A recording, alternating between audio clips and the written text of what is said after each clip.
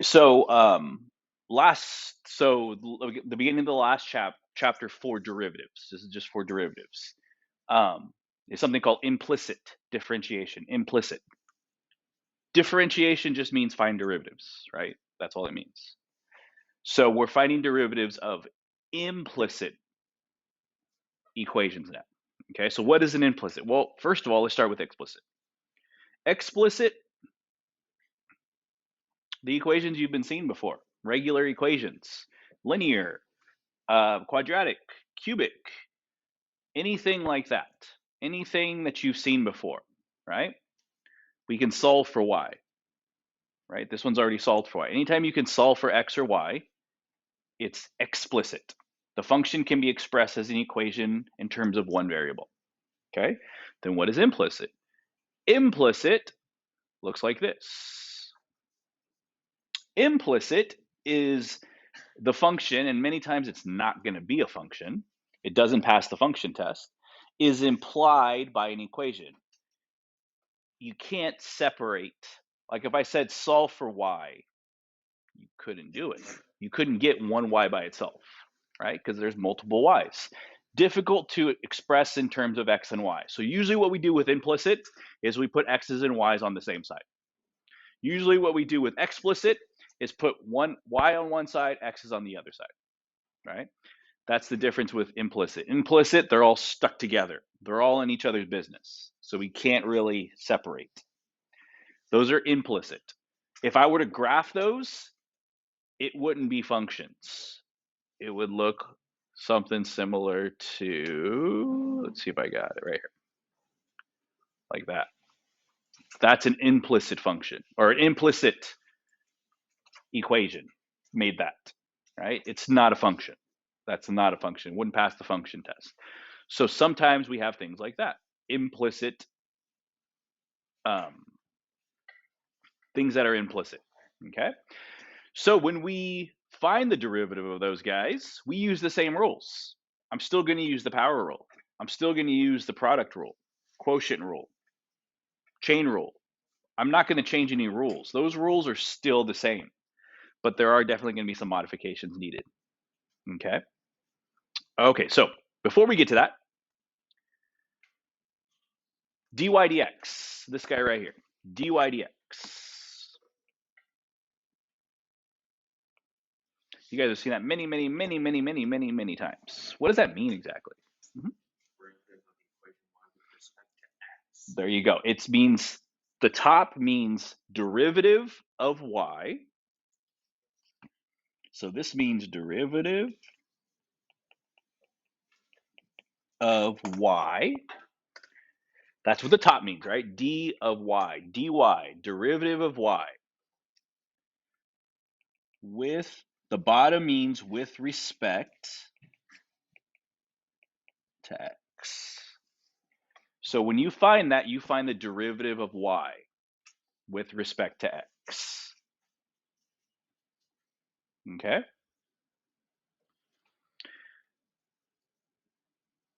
So when we found the derivative of equations such as 3x squared minus x plus 2, we did the following, right? We would say the derivative of y is dy over dx, the derivative of y over with respect to x, and then we would say 6x minus 1 and be done with it, right? We've done that for months. Now what they're going to do is they're going to mix in x's and y's. We're still going to use the same rules, but we're going to have to modify it a little bit. One reason is when I take the derivative of anything with an x, 6x, it wasn't just 6x, right? What did I find when I found the derivative of this guy right here? What am I finding the derivative of? Let me start you off a little differently. When I found the derivative of this, what was I finding the derivative of?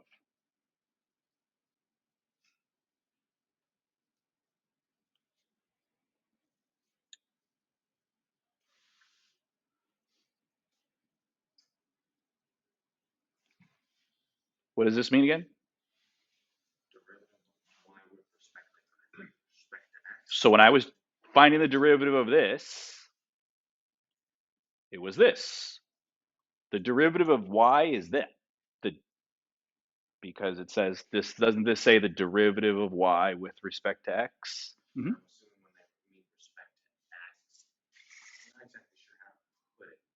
Well, yeah. So it means the derivative of y with respect to x. What does respect to x mean? It means we live in an x world. How many times do you have x's in math?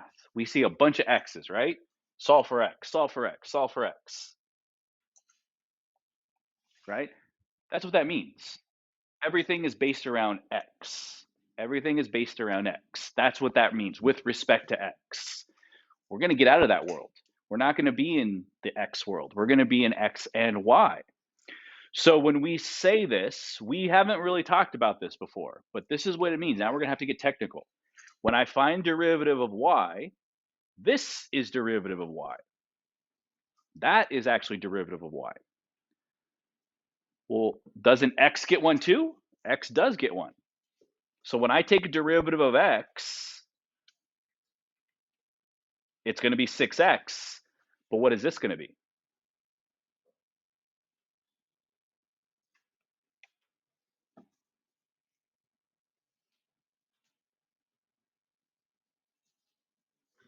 One more time. What does this mean? What does the top mean? I want everyone to say it because it's right there. But I don't think you guys are grasping it.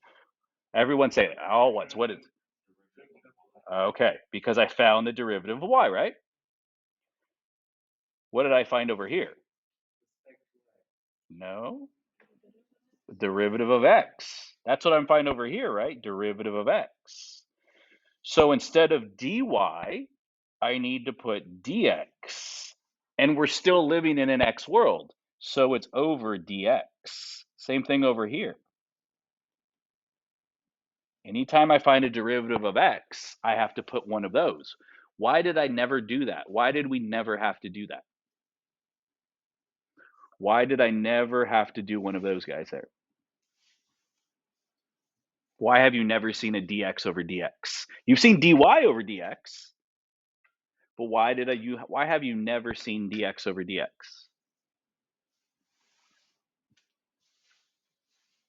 The answer is simpler than you think.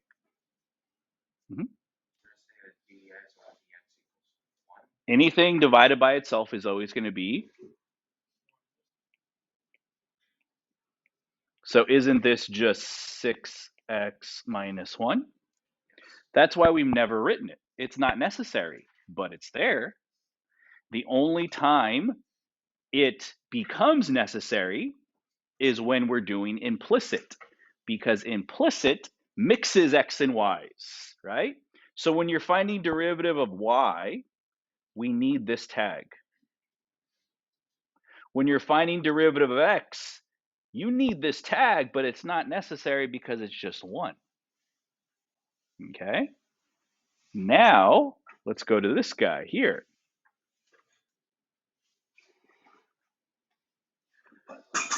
What's the derivative of x squared? Dx over dx, right? Let me color code this.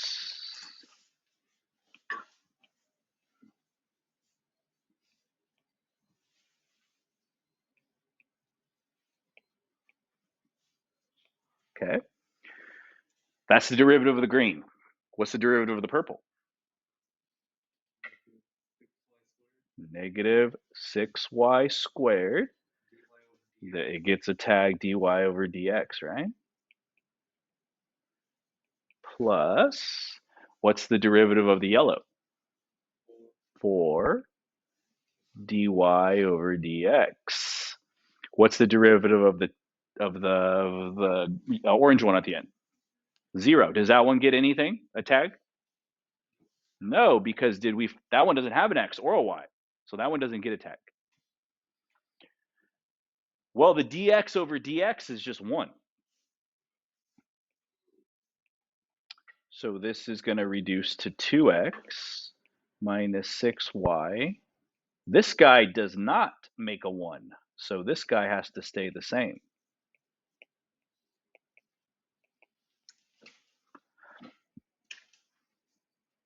Okay?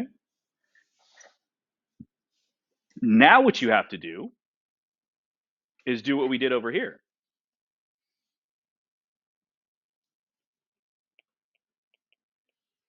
Get dy and dx by itself, because that means derivative, right? That means the derivative of y over x, which is what we want.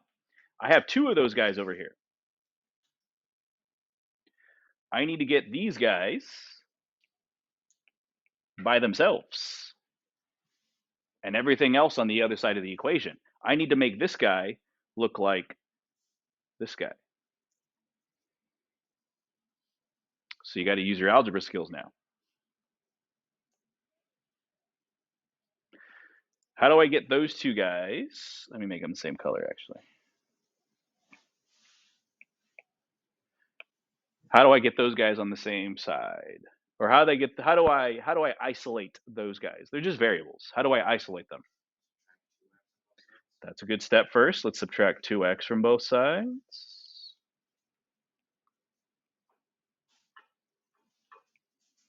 Negative 6y squared dy over dx plus 4 dy over dx equals negative 2x. How do I get... We've done this many, many times. Not just this class. You've done it probably since 7th grade. You just don't realize it. There you go, yeah. If you look at, I have two terms. I have this term, and I have this term. I have two terms. Do they have anything in common? Yeah, they both have a dy dx, right? It's called factoring. I can factor it out. Dy over dx, factor it out. That leaves a negative 6y squared plus 4.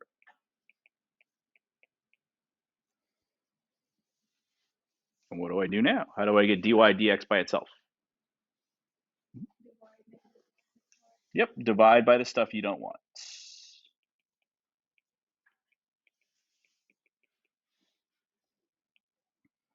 So we get dy over dx by itself, negative 2x, negative 6y squared plus 4. That's the derivative. That is the derivative of x squared minus 2y cubed plus 4y equals 2. That's what we're doing today. I didn't use any new steps. The only new thing I added was giving those guys tags.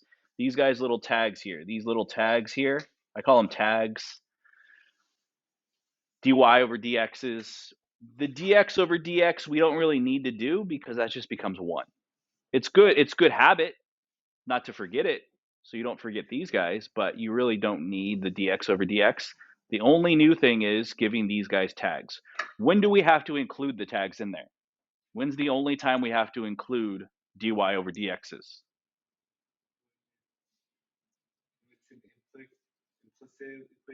Not necessarily. More specific. More specific. When I'm finding the derivative of a y. When I'm finding the derivative of a y, anytime I need a tag. Okay? If I'm finding derivative of x, you don't need anything. Okay? All right, so let's look at number 1. Jump ahead to number 1.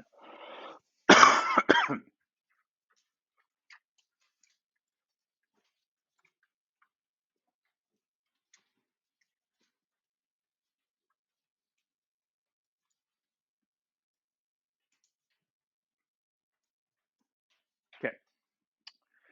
So we have to find dy over dx. That means I have to find dy over dx equals. That's how I got to finish in terms of x and y. Okay. So that means we have to take the derivative of this guy. So let's start in the front. 3y squared. What's the derivative of 3y squared? 6y. That's the derivative, and then it needs a tag, right? dy over dx. Okay. X squared, power rule, 2x. No tag needed. You can put a dx over dx. It doesn't hurt anything, but you don't need it. Then 6x squared, again, you don't need dx over dx. Power rule, this one we need a dy over dx. Okay. It said find dy dx. I have two of them. One over here, one over here. I have to isolate. After I find the derivative, I have to isolate dy over dx. Isolating variables is all about algebra. You did it whenever you probably started in 6th grade isolating variables. So you've been doing it for a long time. This guy has one on one side, one on the other. So I need them both on the same side, right? I need them both on the same side. So what I'm going to do is I'm going to add 3y squared to both sides.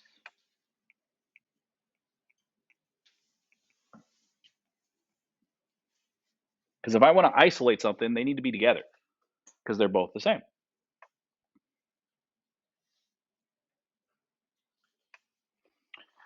The dy dx's are just tags, right? If you're combining like terms, you don't change the tags. The tags just stay the same. So it's going to be 6y dy over dx plus 3y squared dy over dx. 2x plus 6x squared minus, oops, no more of that.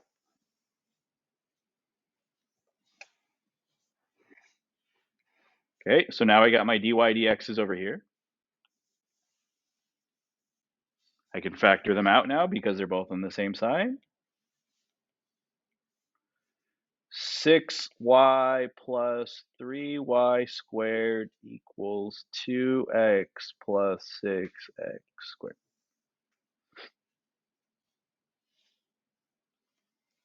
Divide both sides by what I don't need.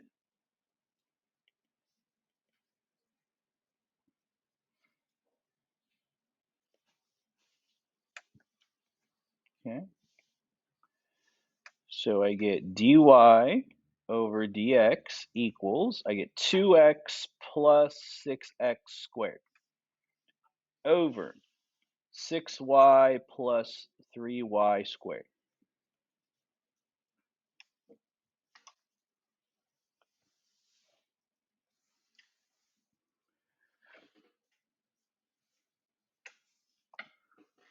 What else should I be looking at?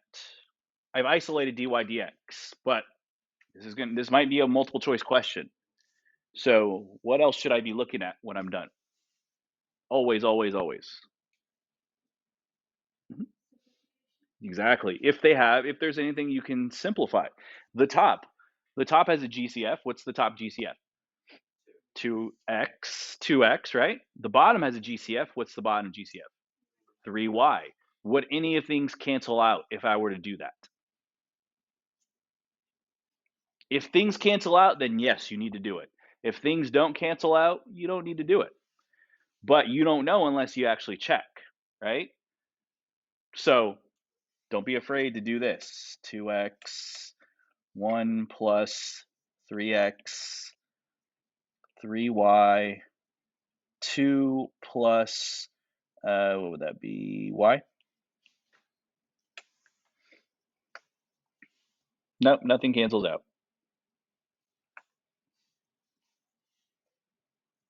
Because I've seen people do that. I've seen people get to this answer here, and then they're like, it's not an A, B, C, D, E. I can't find my answer. Where's my answer? Because you need to simplify. Okay. The biggest part about this implicit isn't the derivative, isn't the implicit. It's the algebra skills. How good are your algebra skills? How good are you at isolating a variable? How good are you at factoring? How good are you? Those aren't calculus skills. The only new thing I'm adding today is you just put a tag in there. That's it. You're still using the same rules. You're isolating the variable. That's all stuff you guys have been doing before. So the only new thing I'm adding is anytime you find a derivative of a y, put a tag on there. That's it. That's all I'm doing. That's the only new thing that we're doing today. Everything else is reinforcing what you've been doing for a long time. Okay? All right, so I want you to do number 2 on your own. Do number 2 on your own. I'll give you a few minutes to do it.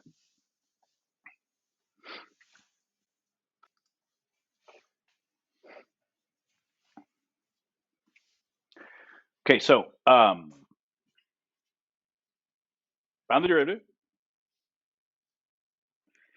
And then I got all the dy dx's on the same side. There's 3 of them. There's 3 things that have a dy dx. So I got them all on the same side. So now I got to factor dy dx out.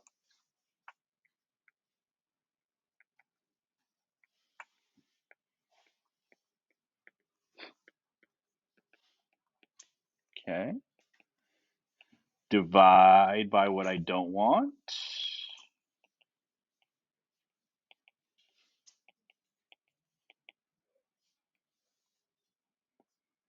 So I get dy over dx equals negative 10x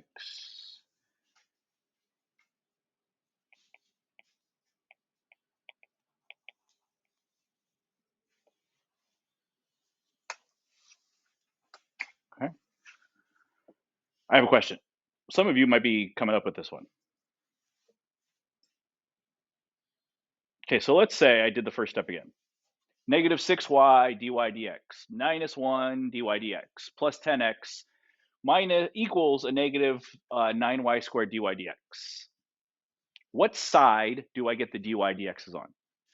Like, what determines whether I get all my dy dx's on this side or this side? What determines? Right, because there's 2 sides of the equal sign. Which side do I get my dy dx's on? So does it matter? That's what I'm saying. Is there a correct answer? Should I always go on the left or should I always go on the right? The answer is it doesn't matter. Will it affect my answer? How will it? Yeah, Igman, how will it affect my answer? I basically have different signs. So I have a positive 10 and then a negative 9y squared plus 6y plus 1. So you did it the other way. You put everything on the other side, right? It's okay. But what his answer looks like is this. dy over dx equals 10x, and then you have a negative 9y squared, positive 6y, plus 1. Is that what you have? He did everything right.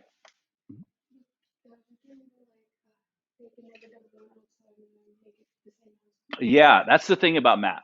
The thing about math is that if everything is different, it's actually the same, right? Everything is different about his answer. I have a positive 10x, a negative 9y squared, a positive 6y, a positive 1. Everything is different signs, right? So it technically is the right answer. I can make it look the same, right? How can I make the top look like negative 10? I can multiply, what I can do is factor out a negative 1, right? I can factor out a negative 1 from the top and the bottom. I can factor out here. No.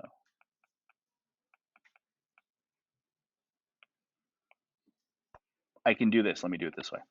I can multiply everything by negative 1 and negative 1. Why is that okay? I can do that. Why can you multiply everything by negative 1 and negative 1? Why is that okay in math? Because it's equal to 1, right? And the rule in math is if you multiply anything by 1, you're not changing it. But if I were to do that, that would make the top negative and the bottom, everything would change, right? So even though it looks different, I have students do this all the time. It's different. It's a different answer. Yeah, but it's actually the same answer. So any of these guys is okay. Any of these guys is okay. On delta math or on a homework or on a quiz, it doesn't matter. Give me either of those answers and I'm giving you 100%. Here's the thing though, on a multiple choice test, you're only going to have one of them. You're not going to have both of them.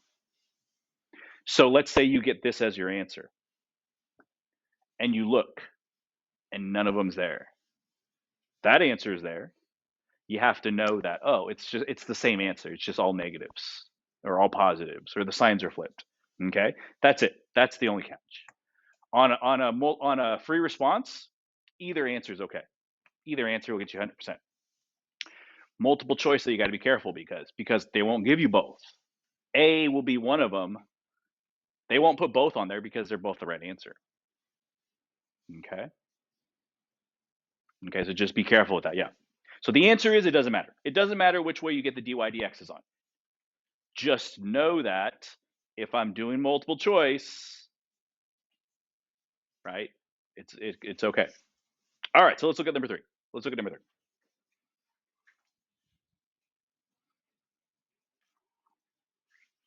Okay. Is there anything different about number 3 that we haven't seen yet in number 1, number 2? What about it? What about that? That's different. Yeah, you're right. I agree. This part right here, this guy right here is different. Why is it different?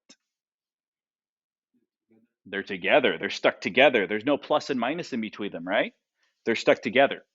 So if we want to find the derivative of this guy, what do you think we're going to have to use? Product rule. There you go. Product rule. That's it. That's the only difference. We've used product rule. You guys have used product rule for the last 2 tests. You guys have had a product rule stuff. These last 2 chapters. So that's nothing different. Okay, so let's do it. So I'm going to find the derivative of this guy first. I got to use product rule. Okay. Product rule says the first one times the derivative of the second one, which is 2y dy over dx.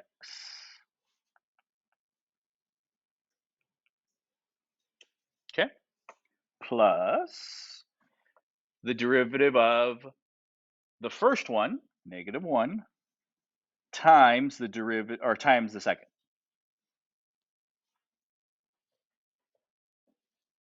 Okay. Now x, the derivative of x is just +1.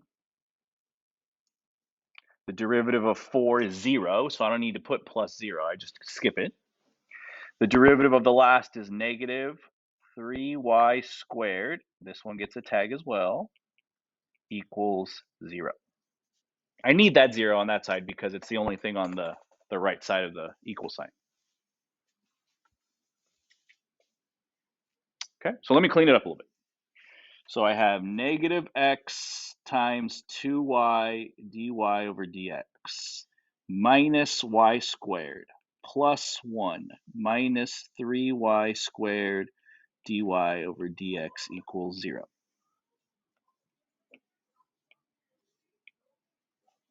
Okay.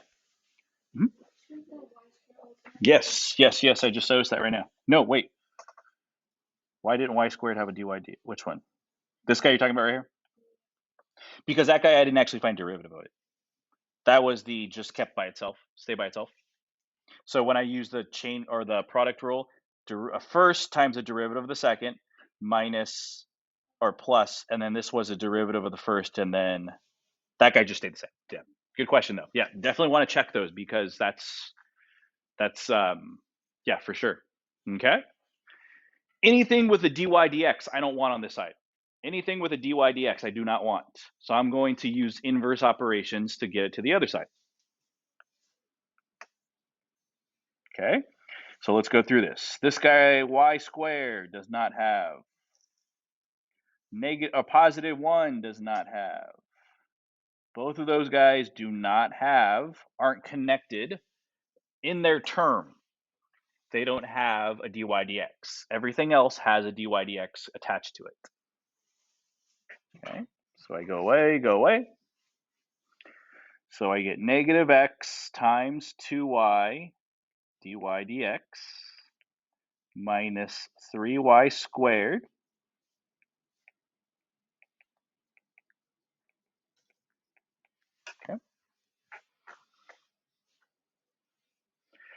I have two terms on the left side. I have two terms on the left side of the equal sign. They both have a dy dx. They actually both have more than that, right? They both have a y. But I just want to get dy dx separate. So their greatest common factor isn't just dy dx, but for this one, I just want to get y by itself. Or so dy dx by itself. Okay? So that's negative x times 2y minus 3y squared.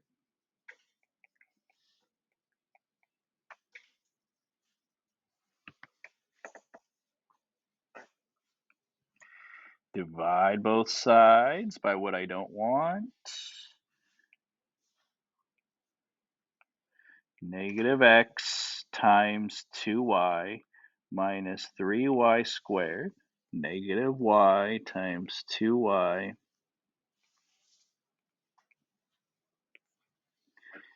dy over dx equals this guy over here.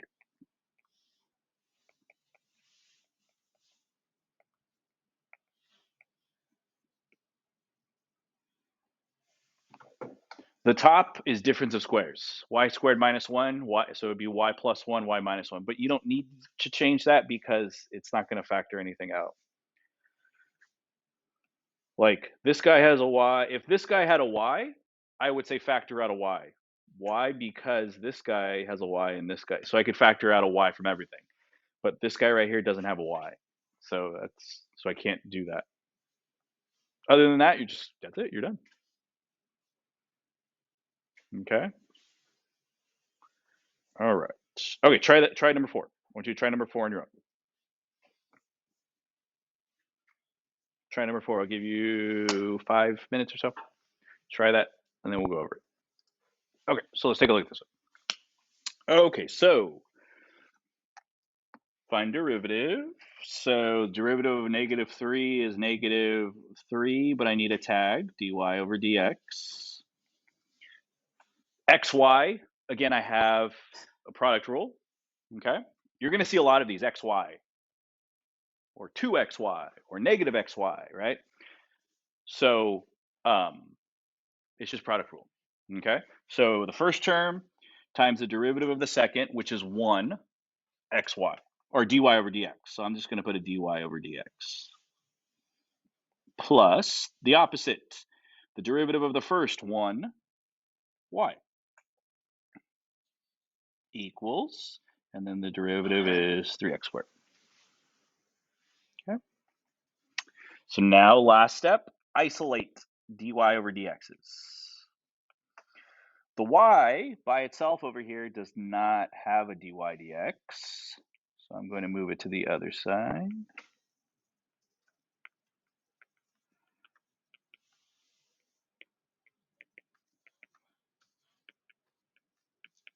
Okay. Factor out dy over dx. So I get negative 3 plus x equals 3x squared minus y. Divide what I don't need.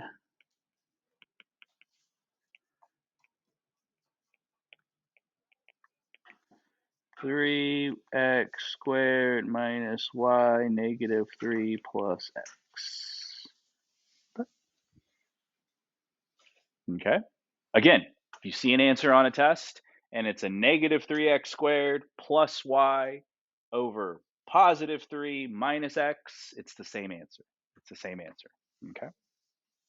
Everything has to change. But then they know that. They know that. So this is what they do. Another one of the distractors is they'll do this. They'll do negative 3x squared plus y. And then down here, they'll go negative 3x minus x. They'll do one of those. Almost opposite, right? Almost opposite. But this guy here is the same. So it's not the opposite. Okay? So you just got to be careful. When you're looking for an answer on a multiple choice, just be careful. Okay? All right, last one. The last one we'll do today. So I just put a lot of different problems on here. That's all. A lot of them are kind of repeats. I just wanted to put a lot of different problems on here. So even if we don't have time to do them in class, you can do them for practice. Okay. But I definitely want to go over this one because this one is a trig. We got a trig guy now. If that was cosine 2x, so if this was this,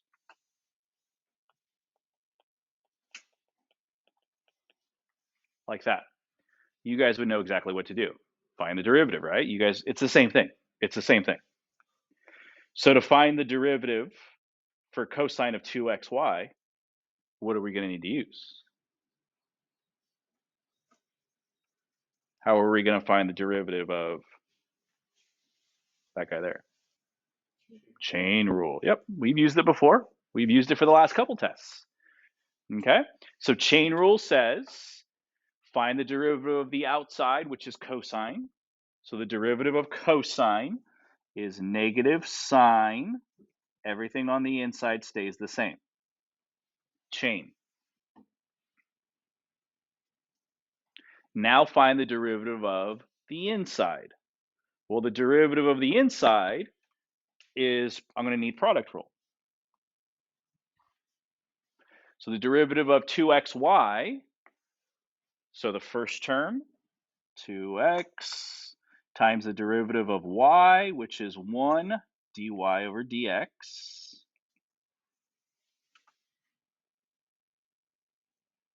Okay, now the opposite. The derivative of the first one is 2y.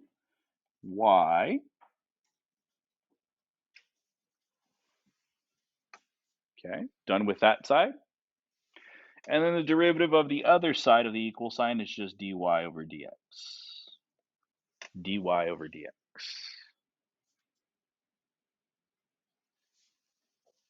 Okay, so I have a little bit of an issue here. I have dy dx. Those are the guys I have to get by themselves.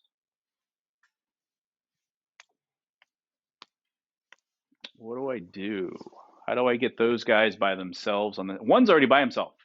If this guy over here wasn't there, if this guy was not here, I'd be done with the problem. But this guy is over here, this guy is over here. What can I do first?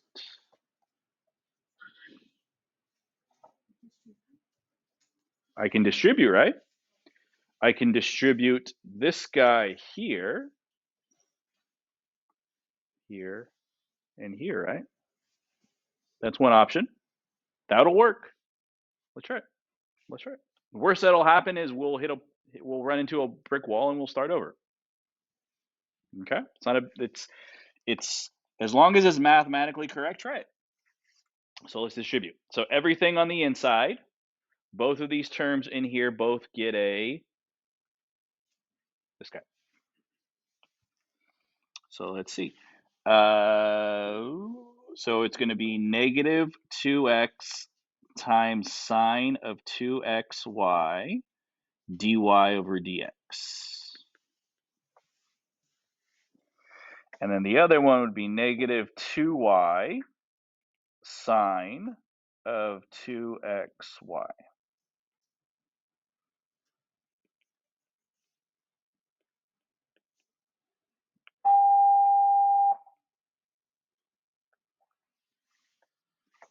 Okay.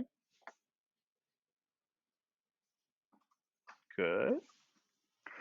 There's only one thing out here. There's only one thing, one term that does not have a dy dx, right? And so what I'm going to do here is I'm going to move this guy over here using inverse operations, and I need to move this guy over here using inverse operations, right?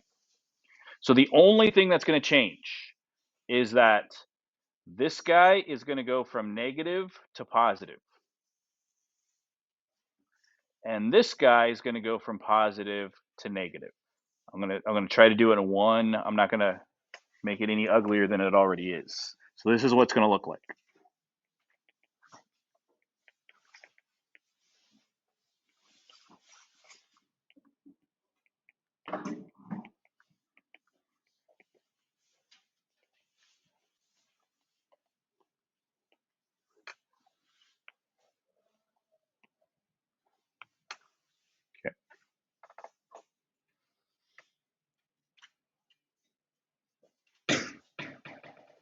Okay.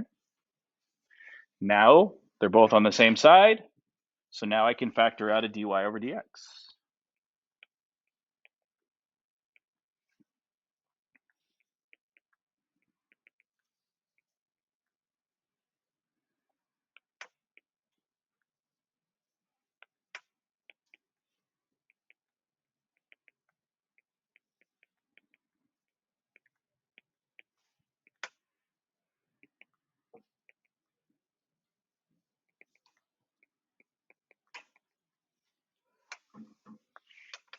Okay.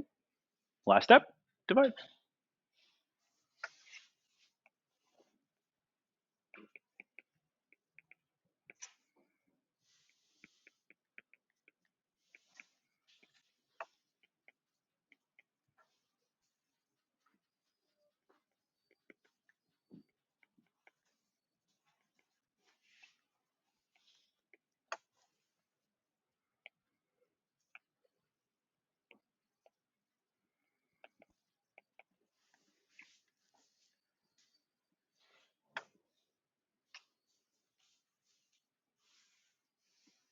So my question is, will these guys go away?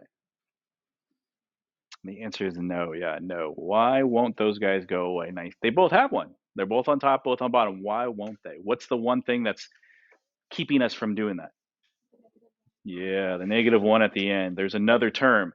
This guy has to have one of those too. If this guy had one of those, then we could factor it out, but it doesn't, so we can't do that. But we can cancel out something. What can you? No, we can't. Sorry, no, we can't. Yeah, because of this guy here, we can't even do this because this guy right here needs to have one too to cancel it out. So we're done.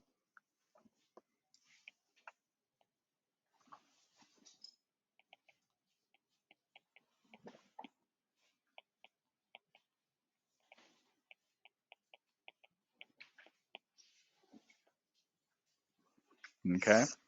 All right, guys. We'll leave the rest for tomorrow. There's a couple more problems I want to do with you guys, and then the rest I'm just going to kind of let you guys do some practice on your own, some guided practice with me. Okay. That's pretty much the idea, though, of what you guys just did.